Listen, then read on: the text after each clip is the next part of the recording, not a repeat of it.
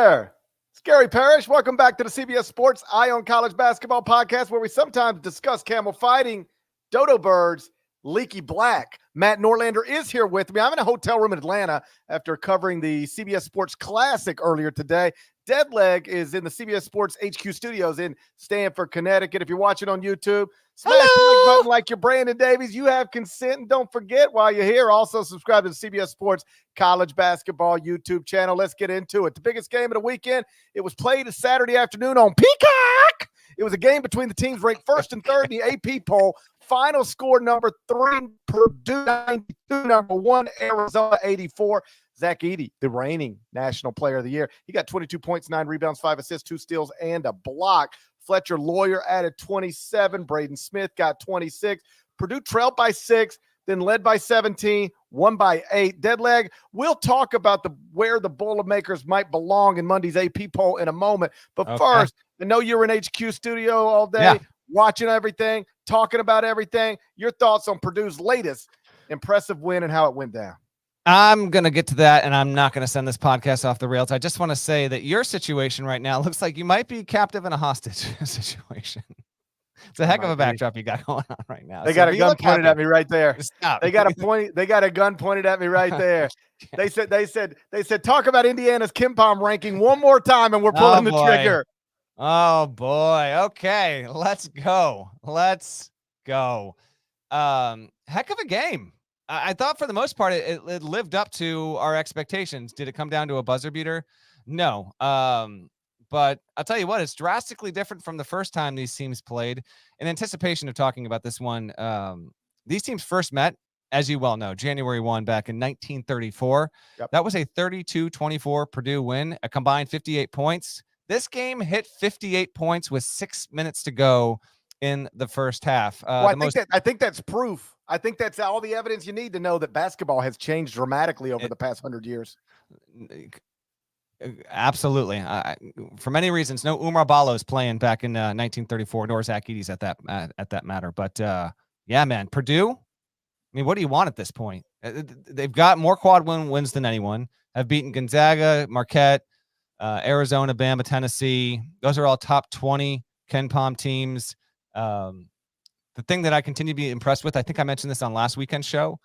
So Purdue has faced a top 5 offense 5 times so far this season, those aforementioned teams. And in all of those games, that offense has performed below its average heading into the game. Now, this one was obviously a high-paced, and we got to get into Lawyer and Smith and what they did.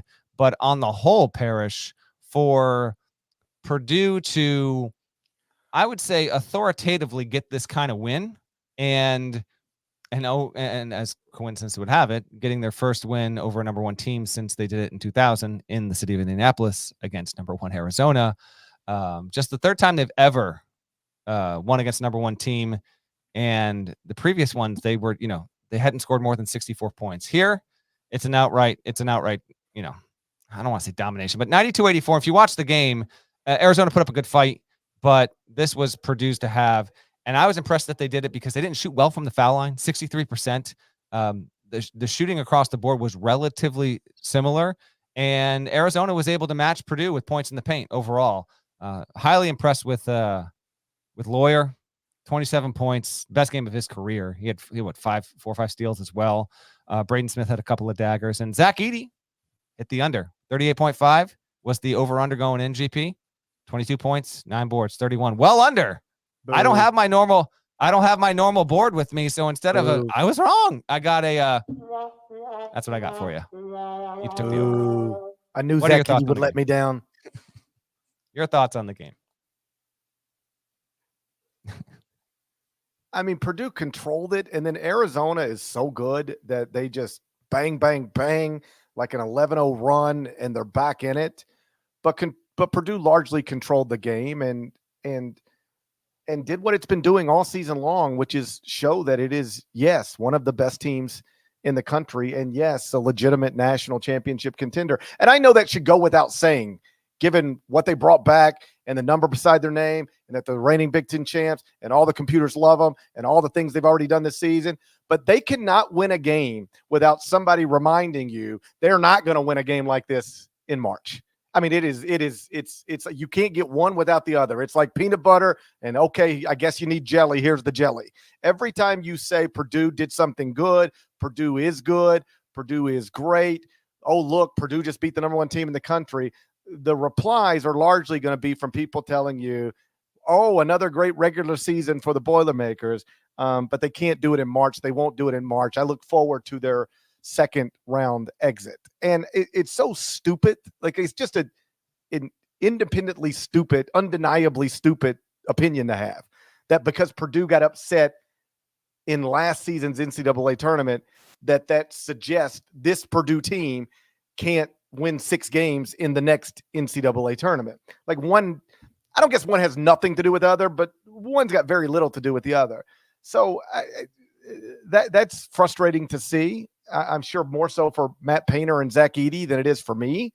But you know, it is why once that tournament starts, I'll be rooting for Purdue as hard as I root for anybody, because I want this narrative to be stripped away from them and for folks to accurately describe what it is Matt Painter is doing without any sort of qualifiers. Because what Matt Painter is doing right now is running quite literally one of the best basketball programs in America. And yes, I do think that regardless of whether he's got the best team in the sport right now, I do think that Purdue should be ranked number 1 in the AP poll on Monday. Where are you at on that? So yeah, I talked about that on HQ tonight. My guess is Kansas will get number 1. If I had a vote, I would vote Purdue number 1 because I think on balance overall it deserves it. And I acknowledge that, the game was in Purdue's backyard. These 2 teams will meet again next year. I think the game is in Vegas in 24. So this is a 2-game series. For as fun it would have been on campus, take what you can get. And that building looked rocking. I would put Purdue number 1 with all that is accomplished. And this isn't relevant specifically to where they should be rated and ranked this season. They got 2 more bye games awaiting them, and they'll probably win them, and they'll have 3 straight consecutive regular seasons of not having lost a non-conference game. So to your point about Painter and the program he's running, Purdue's obviously operating as a top 5 program. I get it if you want to wait, if you're like, okay, I'll take Purdue for what it is now, but we got to see it happen in March. I'm not going to push back on that, but you're going to miss out a ton along the way because the team continues to expand in its capability to knock off pretty much any team in the country. Arizona rightfully had earned that number 1 ranking, and I think rightfully had been regarded as the best team. I think Houston was still regarded as that per the metrics. But if you'd watch Arizona play, the style they had played, how well Caleb Love had come along. Caleb Love, by the way, good again. I mean, really, really good. 29 points in this one, 6 boards, 3 assists.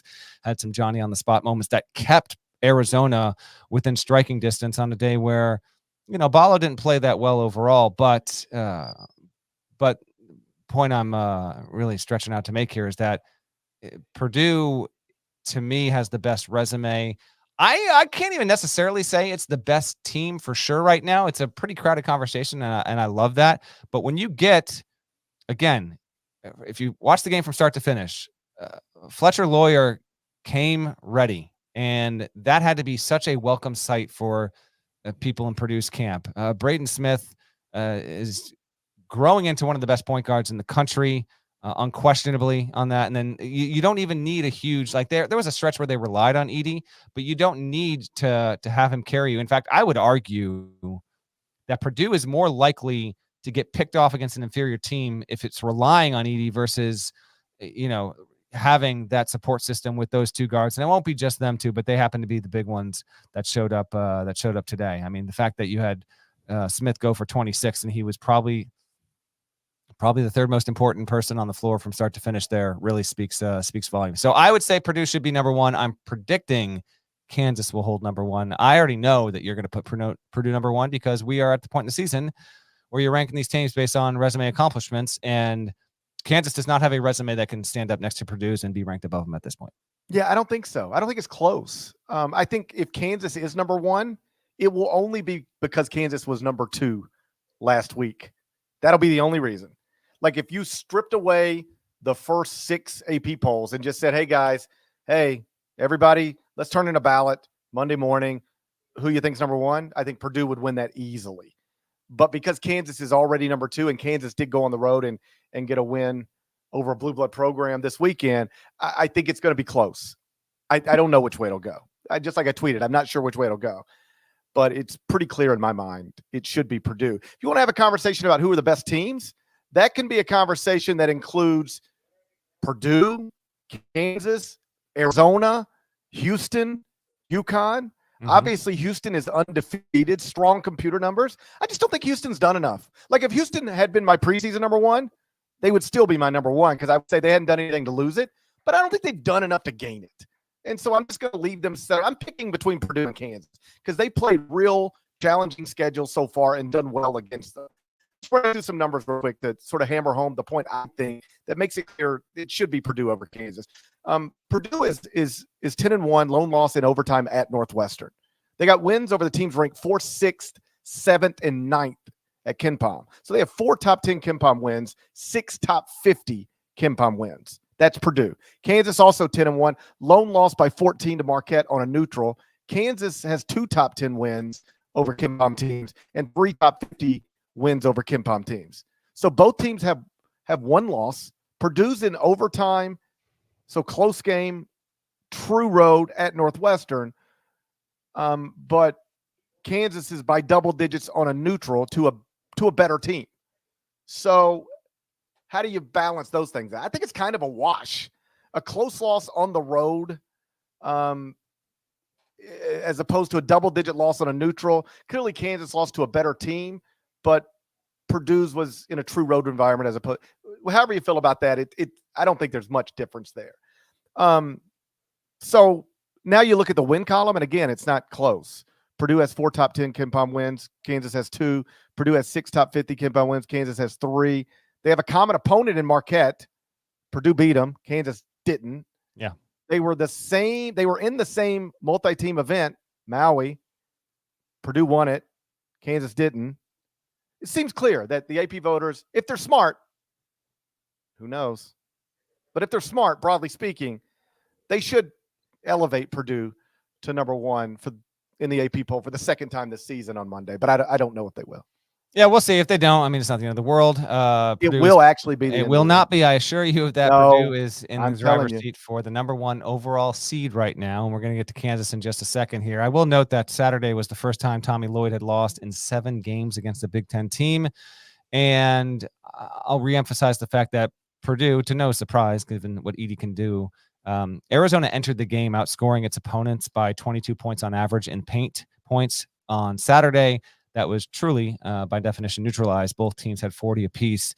And Arizona's got 5 players averaging between 12.3 and 14.1 points. But on Saturday, that was not the case. You had 3 players that passed that threshold. Love had 29, Ballo had 13, and then Johnson had 24. In fact, I thought he was I thought in a loss, if you're an Arizona fan, he continues to be a really bright spot for what you'll do moving forward as a two-way piece. The San Diego State transfer showing up large, 24 points, 8 rebounds, had a really big transition dunk there. You didn't get as much from Krivas as I thought you'd need to do. But you know, it's a loss. It's a loss that will age beautifully because Purdue is going to continue to look good, and we think Arizona is going to be in command in the Pac-12. So, hey, you take an L. Tommy Lloyd has very few of them since he started coaching Arizona. This to me was more about Purdue reinforcing the fact that it has the strongest resume and a case to be as good as just about any team in the country. Saturday provided us with a triple header on CBS. It's America's most watched network. It's the network of stars. Kansas at Indiana led things off. Then we got UCLA, Ohio State, Kentucky, North Carolina in the CBS Sports Classic here in Atlanta. We're going to discuss each of those games next. But first, I'm going to need a word from our partners. Wake up to football highlights and news from around the world with the one and only Morning Footy team. Rise and shine, football fans. Welcome to Morning Footy. Start your all-day football craze with Morning Footy, part of the all-new Golazo Network. So Saturday provided us with a triple header, first triple header of the season on CBS. Let's discuss all 3 games, but let's do it in the order that they were played, starting with what happened in Bloomington. Final score, Kansas 75, Indiana 71. The Blue Blood Hoosiers led the Jayhawks by as many as 13 points in the second half. Seemed on the verge of a nice win that could have maybe got them in the top 110 of the net. But Kansas outscored Indiana 38-21 in the final 15 minutes to win the game by 4. And I hope folks who listen to Friday's podcast were really listening closely, because what did we tell them, Deadleg? We said you can't give a blue blood program 6 points at home regardless of the circumstances. Can't do it. Can't do it. Even a blue blood program that ain't finished top 25 at KenPom since 2016 can't give them 6 points at home. Easy win. Easy win. Why did the odds makers make it so easy for us, Deadleg? Okay. 75-71 Kansas wins. I don't know. 6 points. We saw it the whole way coming there. Although we had some scouters and deptics. We had some doubters and skeptics going to that, but we knew it the whole way. KU did not take its first lead in this game, by the way, until 4:50 was remaining. That was like 4 minutes after Kevin McCullough Jr. picked up his 4th foul with 8.5 and change to go. When that happened, I thought Indiana should have this. And to be clear, Indiana had this game. It had it on multiple occasions, multiple opportunities, hanging around alligator blood. They let Kansas hang around. Do not let a Bill Self coach team hang around on you, or you could be on the wrong end of an outcome, and that's exactly what happened to Indiana. Trey Galloway had he had probably the best performance that's going to be, it won't be forgotten among Indiana fans, but in the aftermath of such a loaded weekend, man, guy went for 28, had so many huge buckets, shot so well from the field. He did wind up following out down the stretch there. It wasn't just him, like Mackenzie Mbako. Let me just, put some shine here on Indiana fans. So, not every single one of them gives us a 1-star review. If you wouldn't mind, GP, I'll give a little love to the Hoosiers here. Mbako, he is providing, in my opinion, the progressive steps in his game that staff knew that they would get, but it was going to take a little bit of time. I think there's plenty of good there. Khalil Ware is just, you need him to be the dude in games like this. And unfortunately, he was 3 of 12 from the field. He had 15 boards, but if you watch the game, like, it would have been Mbako, Galloway that were stepping up. Renew had a couple of spots there. They didn't have what they needed down the stretch. And I wanted to see Khalil Ware really step up and help try and take over that game. Galloway said, no, this game is mine. For Kansas, it was steady. And they continue to do this without having a lot of help from the bench. In fact, in this game period, there was 9 total bench points. Kansas had 6, Indiana had 3. Dickinson went for 17. He's got that like tiny drop step baby hook that is almost automatic. He is going to be good on a nightly basis to get you 6 or 8 points from that alone. Harris playing the point had a couple of good moments there as well. And then McCullough, who hit like so many foul shots that really compounded to help Kansas get this game. It was a really nice effort overall. Indiana misses out on just a huge resume opportunity here. They're going to have more, but you had Kansas, number 2 team in the country, in your building, and you were leading this team by 13 at one point. It was up to 50-37 in this game, and you let it slip away. Even in spite of that, they shot well for themselves. Indiana, they took 16 threes. They made 6 of them. That's actually a decent clip for them. Too many turnovers. It's not surprising when Kansas wins and goes on the build, goes into someone else's building and does it. So there's no major headline there. Just by nature of the win, they're going to be in position to potentially be number 1 on Monday. To me, it was about the opportunity loss for Indiana. We'll see how they handle this moving forward, and if it is something that they can really put behind them, or if we don't look back and say, damn, they had it, and their season's been kind of curling sideways since. I don't know if that'll happen or not. I do know if Ware had played a little bit better, Indiana wins the game. It didn't. 4-point loss. KU took it in the end. I watched the game in the press room, media room at State Farm Arena. The whole time, I'm just like you. I thought it was just one of those days. You see this all the time in college basketball, and it becomes clear quickly, like, you're just losing this game. Yeah, you're the better team. Felt it. It felt that way. 35 minutes, it felt like Indiana was winning the game. It felt like, man, I'm looking at it. I've seen this a million times. I know which team is better, but I know which team's winning today. Seen it a million times. And that's what that felt like the entire game. And I guess the biggest kryptonite to that feeling is Bill Self, because he can let you feel that way. I bet Hubert Davis felt that way a few years ago in a national championship game, right? The biggest kryptonite to that recipe of, oh man, the home team underdog is about to win this game is Bill Self, because he'll just snatch it from you. And that's what he did here. I thought DeJuan Harris was great in the final minutes. He scored with 4:16 left, gave Kansas a lead. They never trailed after that. He had 4 points, 2 assists in the final 4:16. He just looked like he was in control of, okay, like part of Kansas taking that in the final minutes was DeJuan Harris being in charge of that in the final few minutes. So Kansas is now 10-1. That lone loss to Marquette. They've beaten Tennessee, Kentucky, UConn, Indiana. They're going to close their non-league schedule. They got games against Yale, Wichita State. So Kansas should be 12-1 heading into the Big 12 portion of their schedule. On Indiana, it's now 7-3. They have 0 wins over top 40 KenPom teams, but nothing but losses to like top 20 KenPom teams. Beat Michigan, beat Maryland, lost to UConn, Auburn, Kansas. As of 2 hours ago, I haven't updated it, but as of 2 hours ago, they were 76 at KenPom. And when you remove the preseason data at Bart Torvik, they were 93rd. This is year 3 for Mike Woodson. It's not going brilliantly. I'm not setting up some joke, I promise. We never talk seriously, or at least we rarely talk seriously about Indiana. So let's do that now. Consider this, at least temporarily, like a no jokes zone. Mike Woodson is in year 3. He went 21-19 in the Big Ten in his first 2 years, made the NCAA tournament both seasons. That's good, but only made it past the round of 64 once. Failed to make the Sweet 16 in either year, even though IU was a 4 seed last season. Seriously, how is the Mike Woodson thing going from your perspective, and where do you think it goes from here? I think it's going okay. It's not poor by no means. And even in light of this kind of result, which, you went to Kansas a year ago, you were obviously not competitive in that game.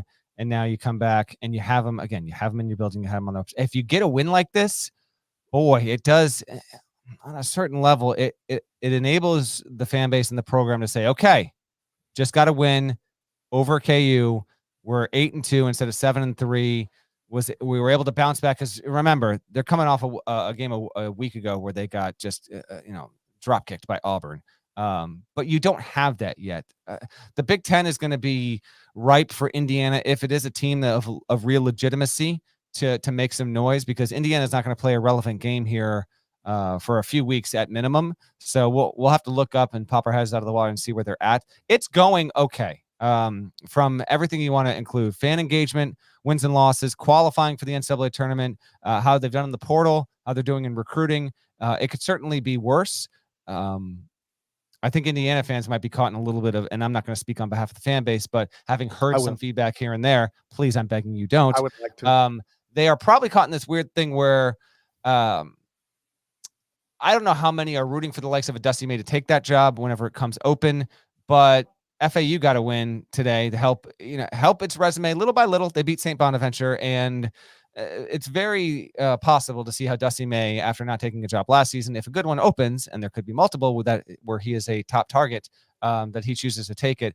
And if you're Indiana and Mike Woodson's guiding a program, and you're a fan of that team, are you wanting to stay on this course with Woody for another 2, 3, 4 years? It might work out well for you. I'm not saying it won't, but I think they're caught in this. Sometimes college fan bases get caught in this where, like, they know what they've got. They don't hate it, but they might not like. How many Indiana fans think that they've got a Final Four in the future if Mike Woodson's guiding the program? I think that's a fair question to ask, because frankly, they're aching to get back to that kind of level there. And I don't know. I'm kind of, I'm musing aloud. I know you're going to ask me the question, GP, but I would, if you didn't ask me to grade him, but I would say the Mike Woodson thing so far feels like a B-, which is far from a failing grade, but they're not thriving, and that's for sure. And it would be a lot different had they been able to pull this one out, in my opinion. Yeah, I thought year 1 was fine. I thought, again, all jokes aside, I'll get back to doing it when it's time to do it. But for now, I'm being serious. I thought year 1 was fine. I thought year 2 was a slight disappointment. To be picked by a lot of people to win the Big Ten and not even, I know they finished high in the standings, but they finished far from the top. High in the standings, but there was a gap between the Big Ten record of Purdue and their Big Ten record. So they didn't really sniff the Big Ten title. And then this season, we'll see where it's going, but the computer numbers are not good where they should be.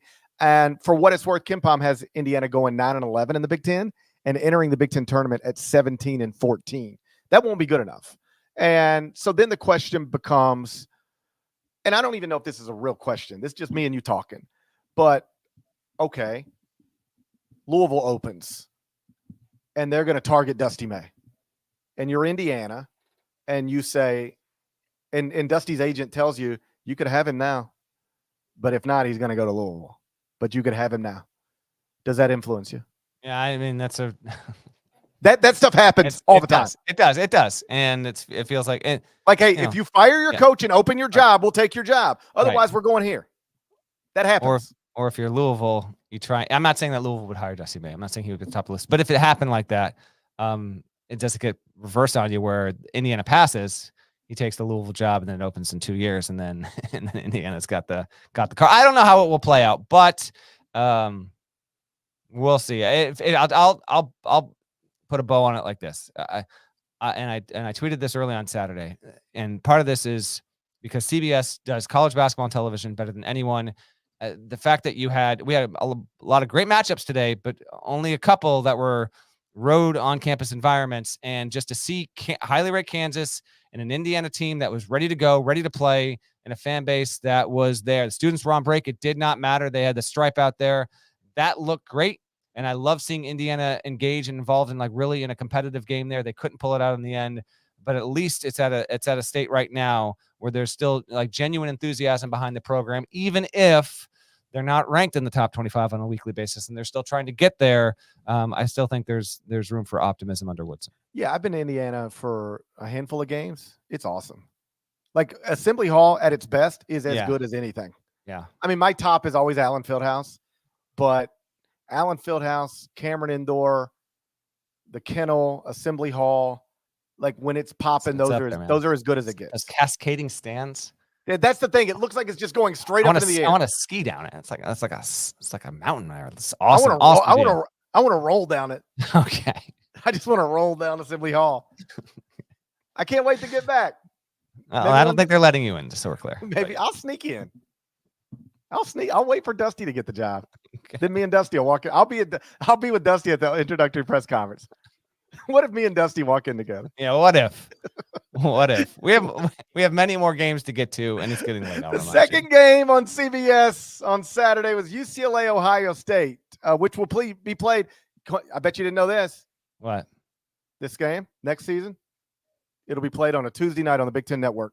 Okay. Yes, both these teams will be in the Big Ten next season. That is true. Yes, indeed. Yeah. Final score, Ohio State 67, UCLA 60. So the Buckeyes won the opening game of the CBS Sports Classic. We're here to give Chris Holtmann the credit that nobody else will ever give him. Of course. Yeah, we don't have to spend a lot of time on this game. It was unranked versus unranked, and we got a lot to get to. Yeah. But UCLA is now 0-4 against top 250 competition this season. Crazy. Are you concerned about the greatest coach in UCLA history? I'm concerned that we might have labeled Mich the greatest coach in UCLA history because we got a lot to atone for right now. This is tough. It is tough. Although I appreciate the graphic that was put on the screen and tweeted at us where Mich is far outpacing John Wooden through the first few years. I know, but did you see who's at the top? Jimmy Herrick. I know. What if Jim Herrick's really the greatest coach in UCLA? He really might be. I mean, the man does have a title. We might have been misplaying this the whole time, but we could have screwed this up. UCLA is, we talked about Michigan State. Is it in danger of not making the tournament? We'll get to the Spartans in just a few here. UCLA is in true danger here. It's 5-4. Its only other remaining non-con game of note is at home against Maryland, and that almost certainly won't be a quad one game.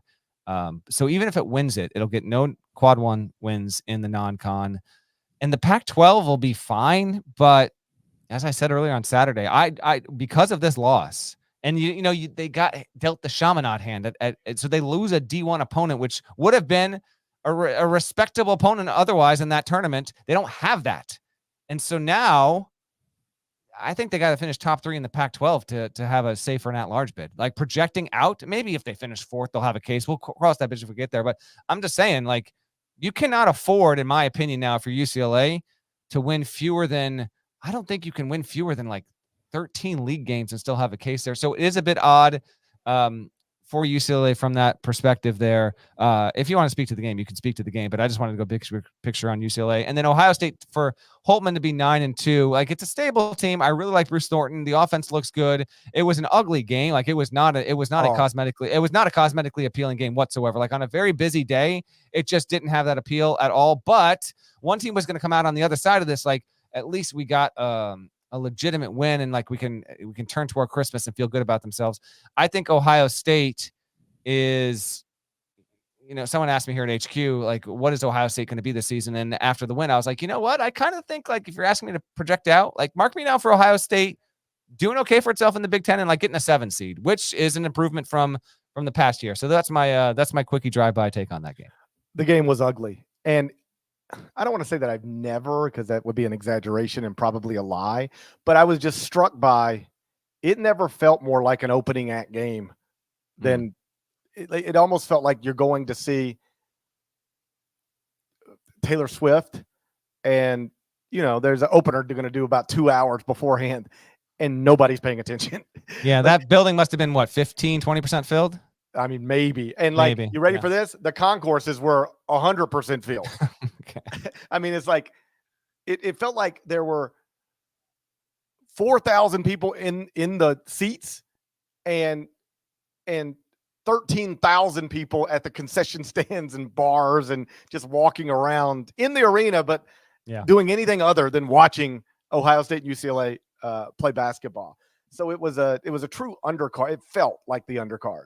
And, but for Ohio State, it felt like a significant win. They're now 9-2. They got to win over the Alabama team that just took Creighton. We'll get to that, I guess, to the buzzer in Omaha. They lost to Penn State by 3 points. If not for that, they would be ranked on Monday because the only other loss is a loss to Texas A&M. So I think Chris Holtman's got a team that's, I was on CBS Sports HQ pregame live from the arena. I was like, do you guys want me in the arena? They were like, yes. And I set up the whole deal, got the whole thing set up. And they're like, and I said, I'm standing there. I'm like, hey, just make sure to tell me like 2 minutes out, minute out, so that I'm not caught talking to Mich Barnhart when you come live to me or something, right? And so they're like, immediately, they're like, 30 seconds out. I said, okay, I'm glad I said something. and then 15 seconds after that, they start blaring break. Yeah, oh, we've been there. Yes. And it was rough. I was with Jeremy, and I don't know what their plan was, but I got 2 questions. I wondered if they were like, we can't hear him or he can't hear us or something. But anyway, on that hit, I said, these are 2 unranked teams, but they both feel like teams that could be in the NCAA tournament. And I still think that's largely true, but I feel better about Ohio State than UCLA at this point, just because, I mean, when it's December 16th and you got 0 wins of note, that's not good. I mean, the season started a long time ago. I don't know what you're doing. I don't know why you ain't beat nobody yet. It's genuinely getting late early for UCLA, and Cronin's gonna have to figure out a lot, and they're gonna have to have they can afford maybe like 1 trip up in the Pac-12 in the regular season. Like, you can't be taking quad 2, quad 3 losses in that league, in my opinion. So, all right, so let's get to the third game on CBS, second game of the CBS Sports Classic. Kentucky, North Carolina, final score UK 87, North Carolina 83. The final minute got pretty stupid. North Carolina really screwing up some opportunities, but the other 39 minutes and even the last one, is a fun basketball game. Like, I hate it when people start talking like it felt like a Sweet 16 game and it felt big. It felt like a big game. It felt like two good teams with really good players going back and forth. And Kentucky controlled almost the entire way. Like, Kentucky led almost the entire time. But North Carolina was never out of it. North Carolina got down 10, got down double digits, but they were never out of it. Evidence being that they had a chance to tie under 10 seconds left and then turn the ball over. But I know you sat in studio and watched it. What'd you make of Kentucky's nice victory over North Carolina? I was bummed that the game ended the way that it did. And let me just toss this right back to you real quick, because I saw Brendan Marks tweeted out. And I don't know if because of your post-game duties, I don't know if you were in the presser with Huber. Did Huber give anything better of an answer than, because he was asked what happened on the play, and the response that Marks tweeted was, Hubert said he turned it over. Did he give explanation for the miscommunication there, or do we still not really know what happened? He was just covering for Elliott. Okay. Like, somebody asked what happened, and he was like, it was a turnover. And then it was like, the question was like, so what was the play? What was supposed to happen? Yeah, exactly. And he was like, he actually said the play was not to turn it over. So it looked to me. So he didn't offer any explanation for what happened, but it looked to me, and I'd like to know what you think. It looked to me like Cormac Ryan was going down to maybe set a screen to try to pop RJ Davis up, to pop him free. Okay. And Elliott just passed it like a little lazy, Just sort of, it felt like just a little lazy, get the ball out of my hands pass, right? And Cormac Ryan's not even looking. It hit him in the back. And then RJ Davis, who was coming up, that's why I think Cormac Ryan maybe was trying to go set a screen for him. He was coming up anyway. He tried to get it, stepped out of bounds, turnover. And then Aaron Bradshaw had to knock a shot down at a free throw down at the other end to make that lead grow from 3 to 4. And then that was it. Aaron Bradshaw makes the free throw with 4.7 seconds left. The game's over. What was interesting, and I don't know if you saw this in the post game, because very clearly Kentucky did not foul up 3. Kentucky's up 3. There's 11 point something left, and Kentucky chose not to foul. And so John Calipari was asked about that in the press conference. And he said, because I think Rob Dillingham, before John even came in, said, Coach asked us what we wanted to do. And we said, let's play it and switch everything. And he said, all right, let's play it and switch everything. So it was like, did he really just ask the players, what do you want to do? You will get that. You get that sometimes, though. I think it's smart sometimes. Yeah. And I think it's irresponsible other times. Yeah. I can't pinpoint, but I can pick out, broadly in my mind situations, whether on TV or at a presser where a coach has referenced this. You are way more likely to get it when it goes their way for them to admit That's it. Right. But this went Kentucky's way because they missed it. But it's not a super uncommon thing for a coach to. But the fact that he's got all these freshmen and he did it, that's actually not that common. Okay, so I remember one. Somebody can look it up, but I think I think this is true. Where John Harbaugh had Lamar Jackson, they just scored a touchdown. That was last season. That was awesome. Yeah, that was awesome. That was an awesome. Yeah, he really asked Lamar Jackson. He said, "What do you want to do?" He said, "Let's go get it." He said, "Then go get it." I love that because you are empowering one person, and he's your MVP. I like empowering the face of your franchise, the MVP. I don't necessarily like asking a bunch of freshmen, hey guys, we're on CBS. What do you want to do? Particularly when you are maybe the face of foul up 3 or don't foul up 3 in the history of college basketball. The most famous foul or don't foul up 3 in the history of the sport. John Calipari was the coach on the wrong end of that. Chalmers for the tie, Dozier for the championship. So I thought it was wild that he really just asked his players, like, what do y'all want to do? And so after Rob Dillingham said that, John came in and somebody asked John, Rob said, you just asked the players, what do you want to do? He said, that's right. He said, I got him in the huddle. This was funny. He said, I got him in the huddle. And I said, all right, guys, we're up 3. There's 11 seconds left. What do you want? He said, do you want to foul when they cross half court? And he said, naturally, they said, no, let's play it out. We're going to switch everything. Let's just play it out. He said, all right, let's play it out. Sends them out there. Then this is John Calipari talking. He said, then I saw Elliott coming into the game. He said, I grabbed Reed Shepherd and I said, foul him when he gets to half court. And Reed said, yes, sir. And then he didn't do it. And he said, I asked him, why didn't you foul? Start me in the next game. That's it. Start starting me. You why didn't I foul? I don't know. Why don't I start? I'm shooting 70% from 3.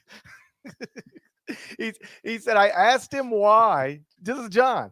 He said, I asked Reed, why didn't you foul? And he said, I decided not to. John said, okay. So it was a classic all's well that ends well because Elliott threw the ball off his teammate's back.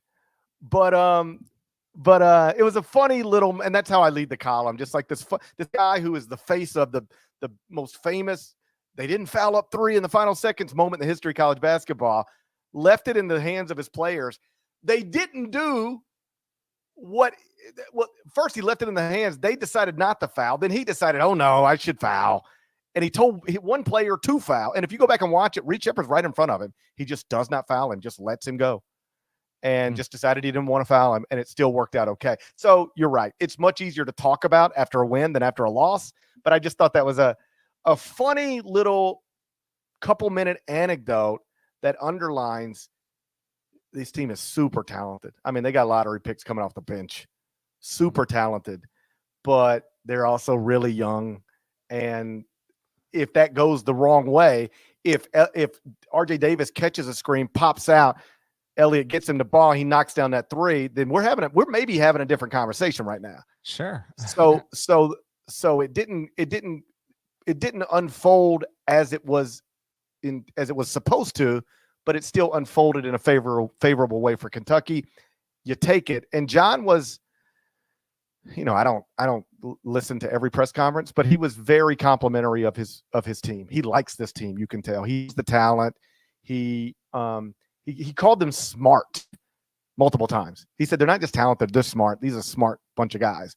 And seemed to talk. It's just funny listening to him talk. Do you remember, I guess this was a thing in Kentucky in recent days where, because they started getting some bigs healthy, most notably Aaron Bradshaw, there was a thought that they're going to slow it down and play differently. Yes. And John went into this thing. He was like, I guess somebody thought we were going to start playing differently because we got some bigs healthy. Like, we're just going to slow it down and walk it up the court. And I was like, sitting in the back, I was like, I think Bruiser said that, actually. I think it was Bruiser that suggested that, but whatever. And he was like, no, this is how we play. We're playing fast. We're shooting threes. And then he went into this thing that's just hilarious. He was like, some teams only take 23s a game. You know why? Because they don't have shooters. We have shooters, so we're trying to take 30. And he's like, he sort of went into this little thing like, the game is changing, and and you have to have as many shooters on the court as possible to play the way you need to play in modern basketball. It was like he just thought of this. This is what Kentucky fans have been screaming for a few years. And he went into this thing of when we didn't take as many threes, it's because we didn't have as many shooters. But now we got the shooters, so this is the way we're going to play. And I really we're good. But, man, where we could go is the ceiling's really, really high. You could just tell that he likes this team. He believes in this team. And I think I do too. They look the part. Yeah, in many ways they do look the part. Nada had the graphic up if you're watching earlier. There, Cal is 6-1 against top 10 ranked Carolina teams since he got the Kentucky job. The irony to that is that, and I don't remember the stat now, but I know we referenced it a year ago because when Kentucky got exposed by UCLA in the CBS Sports Classic, Cal had been on a run of, I want to say he had won fewer than 20% of his games against ranked teams in the preceding 4 seasons or 3 seasons or something like that. Carolina is not the bugaboo there. I'll be quick on this because we still got more to get going. And hope everyone's enjoying, by the way, the Saturday night podcast. I'm happy we wound up doing this. For UNC to big picture, big picture 7-3. It's now got back-to-back losses against blue blood programs. This most previous one to this was 11 days ago against UConn. So Tar Heels will take a noticeable dip in the rankings. Who knows? I would think they're still going to be ranked. I don't think that UNC is a top 15-ish team, but they've got good potential. They've got the win over Tennessee that they got at home. They beat an Arkansas team that barely beat Lipscomb earlier in the day. So we'll see on that. There's actually some stuff to be determined with North Carolina. They're going to turn around and play Wednesday against Oklahoma in the Jumpman Classic. I believe Nada might even be at that game. So they have another opportunity. And a reminder, Oklahoma is still undefeated. So let's just push off the bigger picture UNC stuff. Let's see what they do against OU in just a few days here. As for the game, though, and in watching this, the fact that they were able to make the push, they had a 10-0 run because they were down. I want to say they were down 12 or 13 in the early parts of the second half, and I wondered if Kentucky was going to really pull away.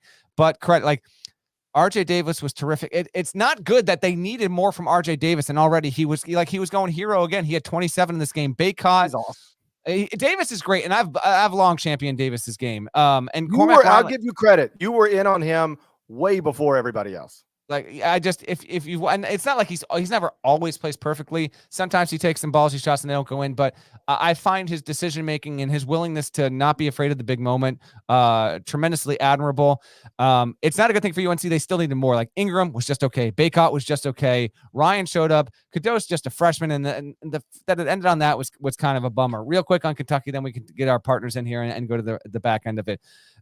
Bradshaw hitting 2 big freebies down the stretch was big. Reeves didn't even they didn't need Reeves or Mitchell to show up huge and play well. Again, Shepard off the bench. Raftery called out just a super heady play when he found Dillingham. Must have been Dillingham on the transition bucket, and it was he got it and he had the sense and just threw it. It's why he remains just a flat out dude, it's just so much fun to watch play basketball, and so much of what they do revolves around them. Like they had good moments from DJ Wagner down the stretch, and they had nice moments from Bradshaw, and Dillingham had a great little dipsy-do fake out reverse layup. They just had enough there. Again, I'm going to go back. I'm going to coda what we talked about like 5-6 shows ago. It's just really, it's refreshing to get this Kentucky team that is just fun to watch. Like when you watch them play, yeah, they're going to take some losses. They'll have some inconsistencies. They've got some young ones, but you know that when you watch them most nights, they're just going to provide you something that you haven't seen from a Calipari coach group as of late. I think it's a really beneficial step forward. And now they got the Louisville game waiting. That's a near automatic win. Kentucky fans can say we have passed the preseason test. You're not at an A level yet, but you are certainly in that conversation to be a top 10 team. And that was a really fun way to wrap up the CBS triple header. Anytime you get Carolina, Kentucky, like they just have a tendency for the most part to give us entertaining games. This was yet another really good one. Was it? Help me with my memory here. The year that they played the classic game out in Vegas, didn't they rematch each other in the Elite Eight? I believe that was the case, and that was Luke May sending Kentucky home. I think that's the same year. I think that's the same year, but I might be mistaken. Someone in the chat's going to know it. They might correct us if that's the case. Yeah, I remember it that way. And as I was watching this game, that popped in.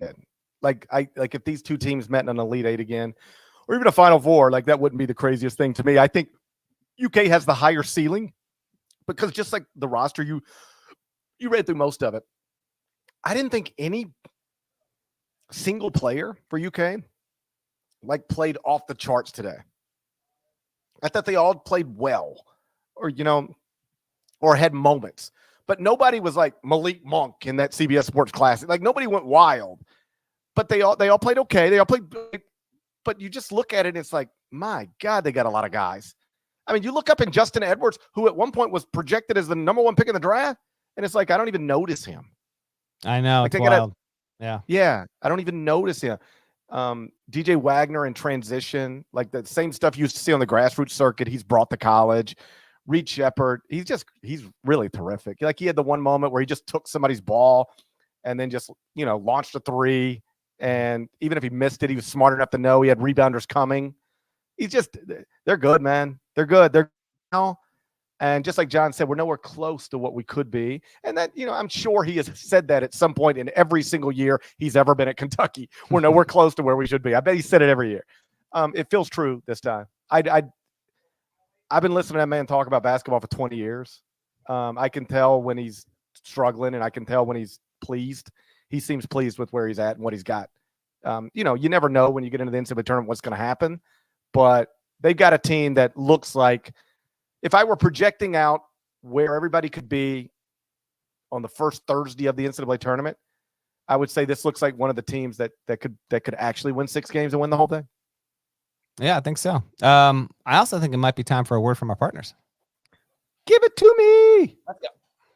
We need the sports news anywhere. We've got breaking news to bring you. Then get your sports anytime you want them. Big trade news overnight to discuss. Because we know you need sports all the time. A lot of movement in the rankings this week. A legend adds to their legacy. We're bringing you that breaking news right here on HQ. CBS Sports HQ, anywhere, anytime, all the time. Some of the biggest developments from Saturday. What else do we need to know? What in the world happened to Baylor against Michigan State? Okay. I was about to say I thought you were going to say what in the world happened to my Wi-Fi. You're holding on, but I think you're doing okay there. You're still good, but sometimes you're freezing. And I can't tell if you're thinking really hard. I was you just froze right there. No. I was fake freezing. Watch this. Okay.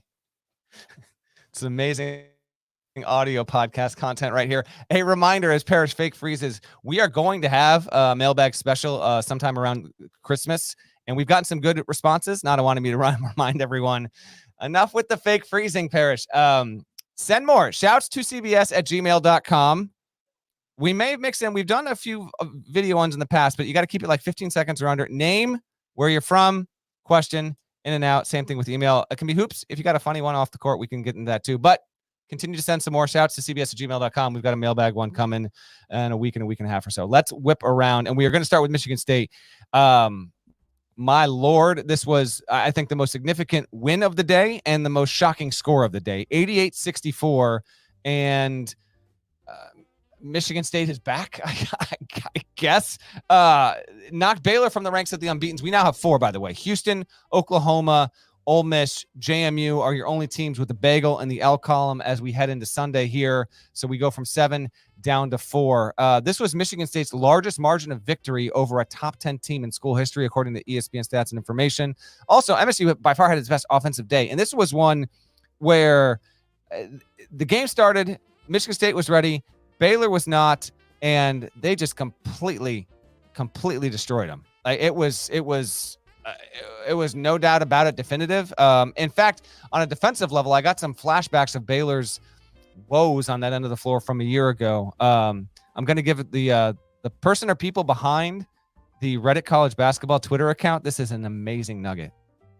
Michigan State right now has more wins on the floor in Little Caesars Arena than the Detroit Pistons since the start of this college basketball season. Oh, I got one for you. November 6th. The Spartans have 1 win. The Pistons have 0. What do you got, GP? The Memphis Tigers have more wins inside of FedEx Forum this season than the Memphis Grizzlies. And it's like 3.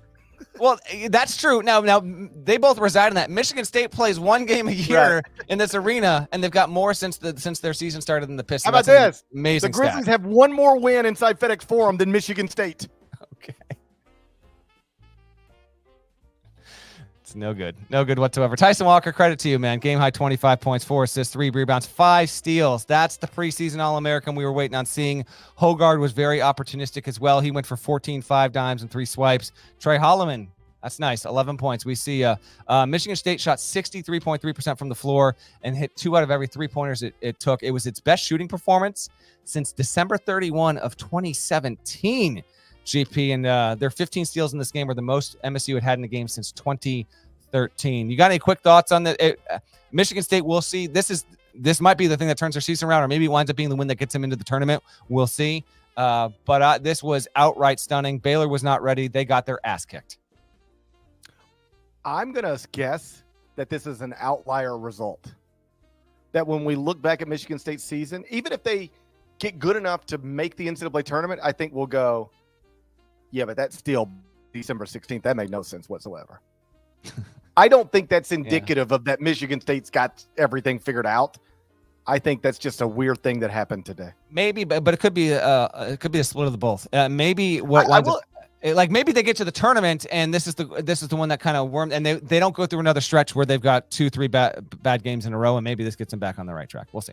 Let me ask you this: we were praising Scott Drew for opening with Auburn. And we were like, all these coaches limp into the season. God bless Scott Drew for playing Auburn.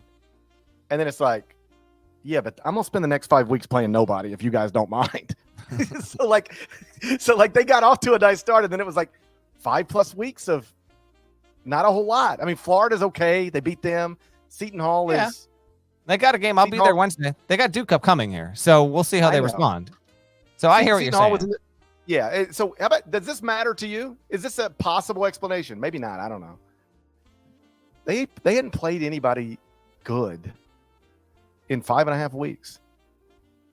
Does that catch you? I wouldn't because I would say Florida's good. I think Florida's solid. Florida's good. I'll give Florida good. They're in the mix. They're in the mix there. But we'll see, and we'll talk more about Baylor obviously Wednesday. I'll say this. Remember when Baylor beat Gonzaga's brains in the championship game? There were some people who said it's been a long time since Gonzaga was on the court with a team with these types of athletes, and it showed up. I just wonder if there's anything. I'll just change a few words and the same thing. It's been a long time since Baylor was on the court with a team with the players that Michigan State has. Well, we'll see, and they've got a team like that waiting in Duke, who's been a little bit of a letdown, but nevertheless they've certainly got dudes. Houston remained undefeated, 70-66. A&M had a huge charge back. Wade Taylor the fourth at 34, but it was not enough. So Houston remains undefeated. It remains number 1 in all predictive metrics. The story coming out of this, though, is that Terrence Arsenault tore his Achilles, and he's going to miss the rest of the season. That is damaging. I've been driving the Arsenault train. He has not yet truly popped the way that I thought he would. Now he's got an Achilles injury. He's done. Kelvin Sampson's such a good coach that I think that they can like with or without Arsenault, does it affect where Houston winds up in the Big 12? Maybe it does by one spot, but I don't think it's drastic. But it's a major headline, and wish him nothing but the best. And yeah, I can guarantee you that staff is not whatsoever thrilled about the fact that they've lost a player of that caliber. Another undefeated, no more. Clemson couldn't hold on late. Memphis won 79-77. Another big performance for David Jones. Memphis is now 8-2 for the second season in a row. It was a good day for the American because its two best teams got wins over opponents of note, I guess. Memphis gets the Tiger on Tiger battle. They knock Clemson from the ranks of the undefeated, and they are setting themselves up nicely heading into league play. And then FAU played St. Bonaventure in Massachusetts, and then they pulled away late for another double-digit win. So Destiny May's team gets a win that's just, it's good cushioning because they got an Arizona game waiting a week from now out in Vegas, and that's going to be a massive test for them. Creighton, Alabama was the last relevant game to play tonight. Creighton won 85-82.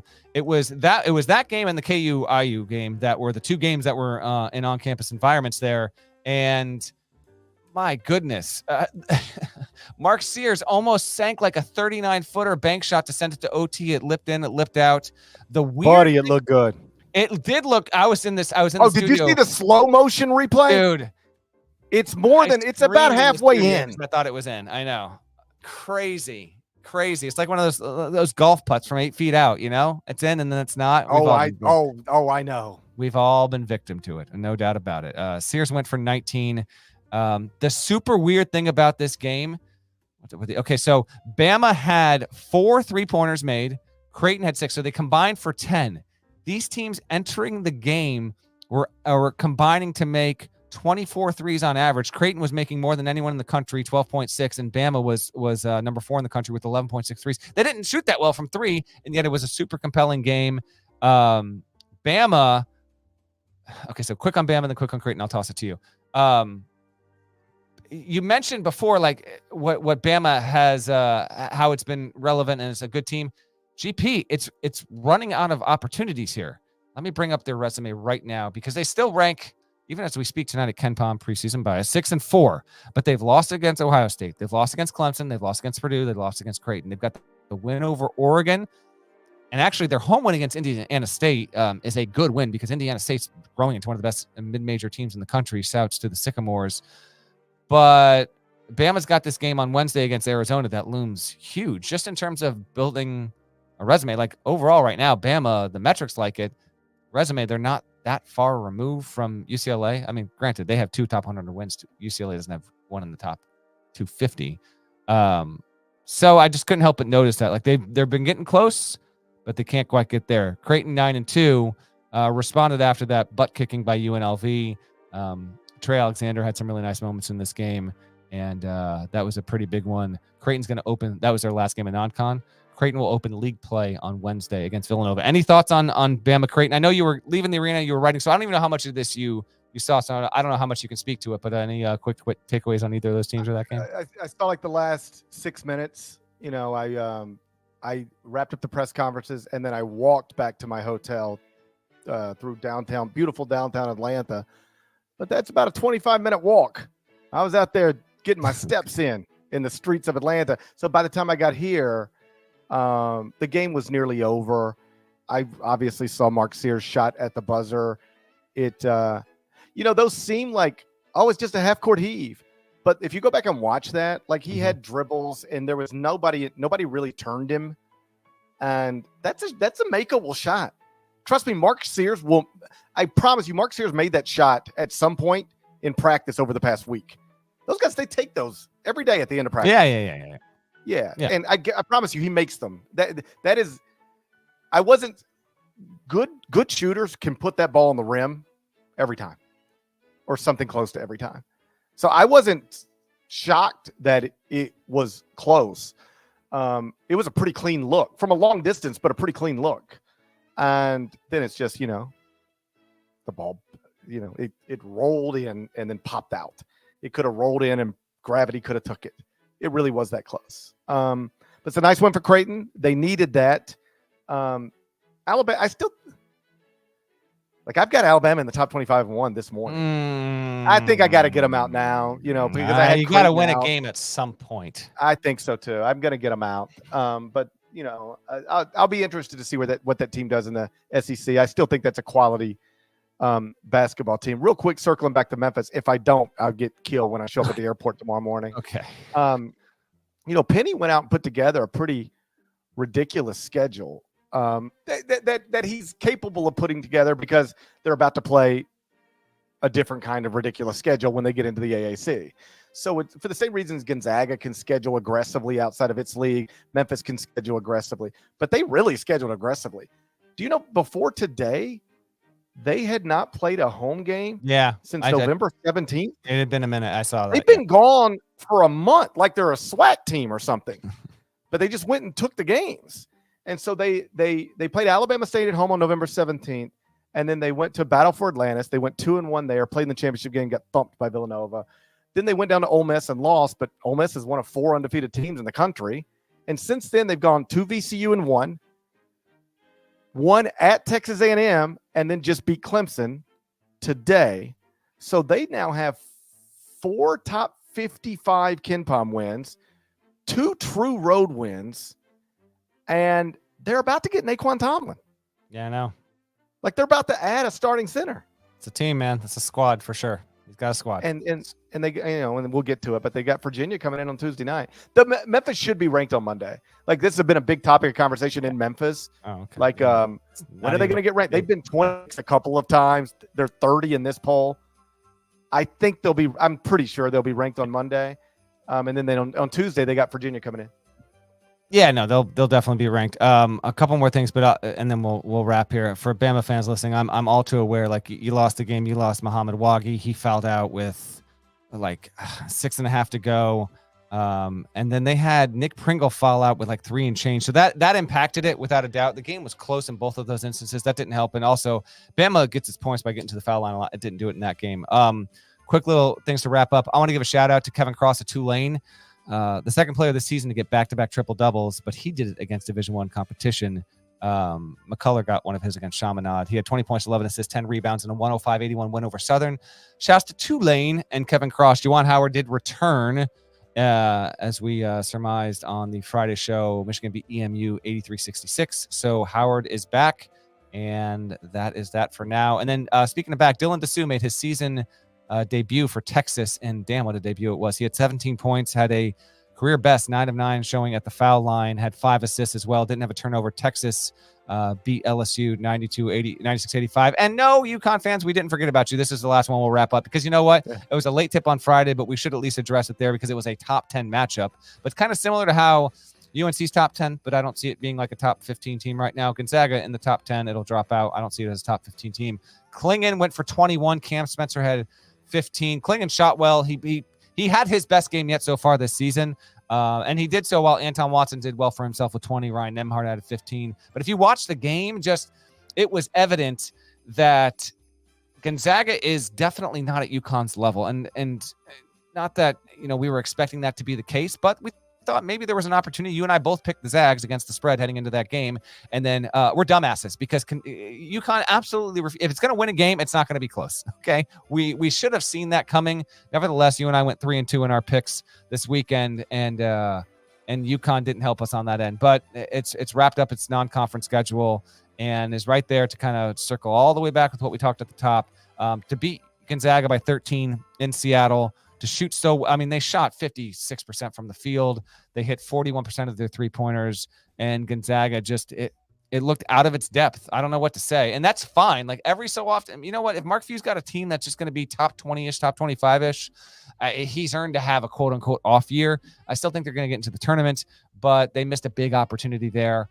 You get Kentucky on the road in February. We'll see if they can make up with a big win there. But congrats to UConn on just a dominant run, and is sitting at the table with 4 or 5 other teams as the best team in the sport. Was hoping we'd get a little something more competitive on that Friday because it was a standalone game. Nevertheless, UConn outright refuses Parrish to play close games when it wins in non-con play. Sometimes, and I think we did it earlier, you watch a game in November, December, and you say, I I think it tells me more about this team than that team. Or I think I know something about this team, but it's too early to say about this team. I think Friday night, because I sat here in the same hotel room, watched that game. I think it told us something about both teams. I think it told us that UConn's legitimately great. They're legitimately great. I mean, they went into Gonzaga's home state, not the Kennel, but home state, and they just whipped them, pretty much from start to finish. And I think we found out that Gonzaga's good, but they're not great. They're not in the same. That's not the same class. If we're putting teams in tiers, they're not in the same tier. And that was obvious on Friday night. How about this? Top 25 on Sunday morning. Number 1, Purdue. Number 2, Kansas. Number 3, Houston. Number 4, UConn. Number 5, Arizona. That sound right? Oh, man. Yeah, but you say that, I guess so. And then Marquette's got to be 6 because Marquette's not far behind, man. I've got Marquette 6th. Yeah, got to be. Okay. It's good stuff. It's good stuff, for the sport that we've got a lot of really good teams right now. And even teams with some flaws. There's a lot of good out there, and it's been a fun non-con season so far. We're not done. We got some games coming up forthcoming. Sunday's pretty slow. GP, I'll let you take Monday and Tuesday. But on Sunday, as a reminder, Syracuse, Oregon, that's a 1 Eastern tip on CBS Sports Network. I actually think that's a fairly urgent game for both of those teams, particularly Syracuse. I mean, it needs some sort of win of note there. And then you've got USC at Auburn. So Bronny James, and then USC is 5-4 and has 4 straight road games in a row. We talked about this in the last Sunday show, but that's a game of real urgency for USC as well. And then Auburn, you got the Trojans in your gym. Don't blow that kind of game. So there is at least a little intrigue there for Sunday, but otherwise it's slow, and that's why wanted to make sure we got you a fairly quick Reacts podcast here on Saturday night. GP, what is on the slate for Monday and Tuesday? Well, yeah, I'm glad you pointed that out. We're not just doing a Saturday night pod because Saturday was great. Because we're doing a Saturday night pod for a lot of different reasons. A, I'm not at home, so I don't have a wife and kids waiting on me. B, there's nothing happening Sunday that matters. Like, there's no games that matter. The same show we just did is the same show we would do tomorrow night, except we'd be dressed differently and better or worse. Worse for me. I'm still rocking the tie and all that stuff. But yeah. And so yeah, so that's that. Sunday, there's nothing that interesting. Monday, there's nothing interesting. Okay. And our next, do you want to disagree? I'm gonna look right now. I'm looking right now. Let's see what our best game on Monday. I hope you like Drexel.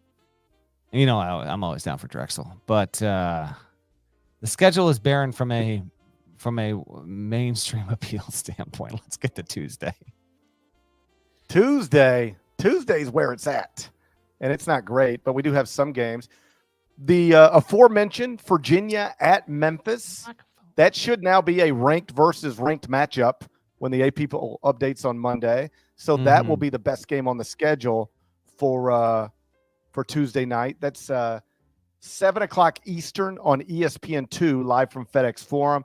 And then at 8:30 Eastern on FS1, you get what is currently number 7 Marquette. They should move up when the AP poll updates Monday at Providence. That's a good one.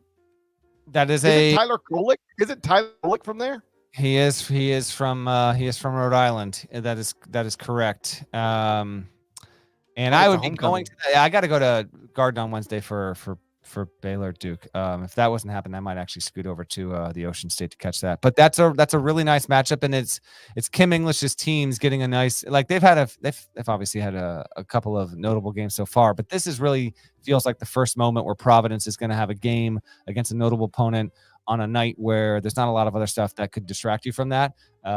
So that'll be pretty intriguing overall. I'll also note Florida against Michigan in the Jumpman Classic in Charlotte. That's a 7 Eastern tip on ESPN on Tuesday. Florida rates slightly better. It's a 7-3 team. Did not play this weekend. Michigan sitting there at 6-5, and with its last non-conference opportunity. The Wolverines have a win at St. John's, so they have one win of note. That's certainly a win of note. I'm not going to count Stanford as a win of note in non-con play, but an opportunity against the Gators with Juwan Howard back on the bench. All right. I guess it's time to eat junk food. Look at what my hotel room. I'm driving home, but yeah. What do you got? All right. So this is all in my hotel room right now. M&M's, Peanut, by the way. Skittles, Nah. Reese's, Oh, there we go. Now we're talking. gummies. Ooh, that could be fun. Okay. You should have had those before we started podcasting. Twix minis. See, I got an issue with that. If you're gonna give me a Twix, I need the full size thing. Such a tease, the small Twixes. 2 bars. Check Kind this bars. out. I mess with kind bars. He's getting up, by the way. See, I don't. By the way, as he does sell this, if we're within 2 weeks of Christmas, I need Christmas. Is that a Christmas cookie? No, it's fruit and a cookie. Chocolate. No, I need Christmas cookies. Put that in my room. They just put that in my room. If you wrap something in red or green and with candy, Christmas candy, I'm 7 times more likely to eat it. I'm not eating a regular Reese's. What is More cookies. More cookies. You're just gonna get fat. And then look at this. Couples kit. More of us. I don't need. Okay. More of us. Yeah, it's a couples kit. You don't need to open it. We already know it's in there. I might open it. Don't open it. I might open it. Was it $27 to open the couples kit? Probably. I probably just cost myself $100 just by touching it. Why do they put all this stuff in here? Like, who needs that? What if I had an eating disorder? Well, you open the couples kit, you work up an appetite, you had a little bit of candy afterward. Oh, I'm not even gonna lie to you. Last night during Gonzaga UConn, I ate the chocolate almonds. Okay. I knocked out a whole bag of chocolate almonds last night. But like it seems crazy to put all this in somebody's room. I'll tell you what, here at the HQ studios, they got Twinkies. When's the last time you had a Twinkie? I got into a Twinkie tonight for the first time in at least a decade. 20 years. It's been forever. I had not had one in so long. Mini bars, Tito's. Oh boy. Okay. Jack Daniels. Tequila. Got a Merlot. What? I'm about to get fat and drunk. It's just you. Oh boy. Hey, this is the best hostage situation I've ever seen in my life, by the way. I know, right? Hey, I can't wait till y'all read this Kentucky column that I got to finish. I got about 45 minutes left in a Kentucky column. I'm going to get drunk and fat and file it. Probably misspell Reed Shepherd 3 times. Okay. I think that's a show. Shouts to Devin Downey. Shouts to Chester, South Carolina. Shouts to Terry M.F. and Teagle. He's a legend. Shouts to Huck Larnell. What happened? I've got a different board here, and I don't know what. I'm sorry. You know what I have? You know how sad I am? What I have to do with this? Because they set this in my room. They just said it because I basically live at Marriott properties. Do you want to know the most depressing thing that they think is actually a nice thing? When I'll get into my room sometimes, because like when I reserve a room, it's like it must set off alarm bells everywhere, right? They're waiting for me. And so they'll write me a little personalized note, and it'll say, "Welcome home, Mr. Parrish." Yeah, that's the most depressing thing you ever want to hear. Checking back into the same hotel, and they're like, "You're home." It's like, yes, I'm gonna FaceTime my kids. That'll eventually shorten your lifespan. Go eat it. Oh yeah, okay. So they'll put you a little note like, "Welcome home, Mr. Parrish," and then they'll put this in your room. Do you know what I will do with this? I will flush it down the toilet. Okay. Because if I don't, all this other stuff, I'm strong enough just not to open. I'm just not going to open M&Ms. Throw it. You don't trust your. Hold on. And let's get out of here. But you don't trust yourself not to pull it out of the trash, George Costanza, and just not eat it if you just throw it in the trash. No, I didn't say trash. I said toilet. I know what I'm saying. Just throw it in the trash instead of down the toilet. Why don't you just throw it out? I don't trust myself. Okay. I don't think I trust myself. So to avoid eating this while Billie Eilish is on Saturday Night Live, I have to flush it down the toilet. Okay. That's where we're at. That's where we're at in my life. If you're not subscribed, please go subscribe anywhere you subscribe to podcasts, including Apple and Spotify. There's more of us than there are of them. That needs to be reflected in the comments. So go do that, and we'll talk to you again. We'll talk to you again on Wednesday. Yeah, I guess so. There we go. Unless something crazy happens. We're pacing We'll talk to you again on Wednesday. In the meantime, I'm about to have a party. I'll see you guys later. And go